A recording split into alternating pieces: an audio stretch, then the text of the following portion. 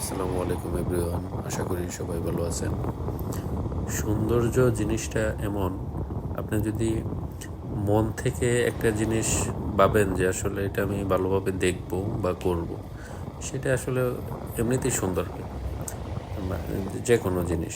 আর আপনি যদি মন থেকে খারাপ কোনো নিয়ত বা কোনো কিছুতে দেখেন, তাহলে ওটা দেখবেন আপনার কাছে এমনিতেও মনে হবে খারাপ।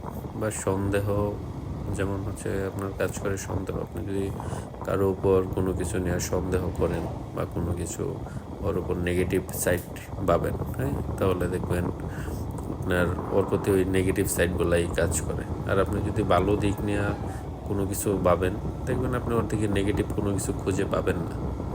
আপনি যখনই কারো প্রতি বা কারো উপরে নেগেটিভ বা হচ্ছে খারাপ দিক নিয়ে চিন্তা ভাবনা করবেন, আপনি চাইলেও ওর প্রতি হচ্ছে ভালো আপনি নজর দিতে পারবেন না বা ভালো হয়ও না কোনো সময়।